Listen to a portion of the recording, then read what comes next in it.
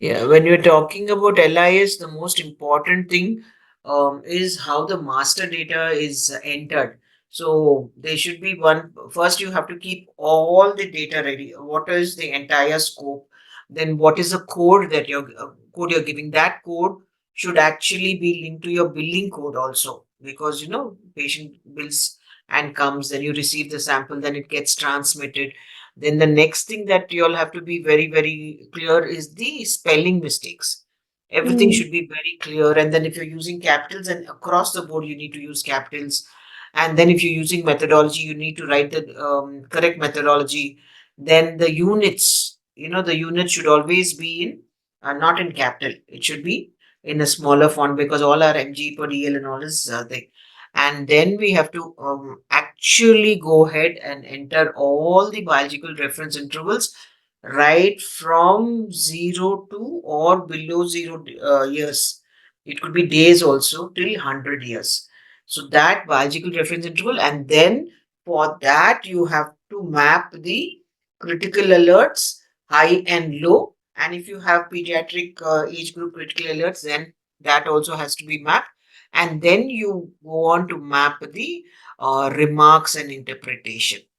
So it's a one-time exercise, and but once we do it, we and also the other thing that you'll have to look is the name of the patient, the age of the patient, the sex, then the sample billing time, sample collection time, sample trans received in the lab time, because all this time will tell you all whether the sample has reached on time, and sample integrity.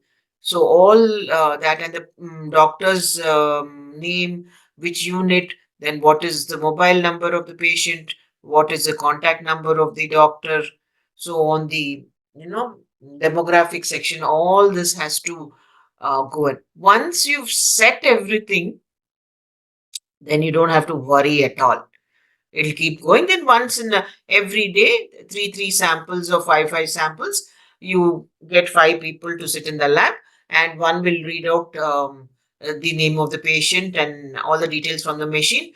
Then one person will sit in the computer and on and look in the LIS whether all that is transmitted correctly.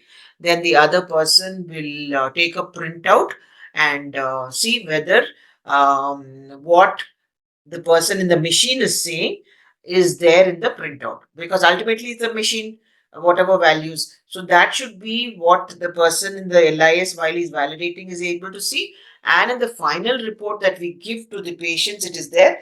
Plus, you have to open the LIS from the doctor's point of view. On his dashboard, is he able to see the same values? So there's no bug which is changing the values or the changing the units or anything like that. So, like that, you have to ensure that every day you check morning and evening, or at least once in the morning, to see whether the transmission is bidirectional transmission is correct or not.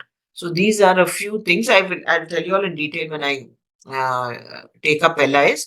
But since you said you have LIS, that's a very good way of ensuring that data that we print on the report is relevant and according to that age and sex of the patient.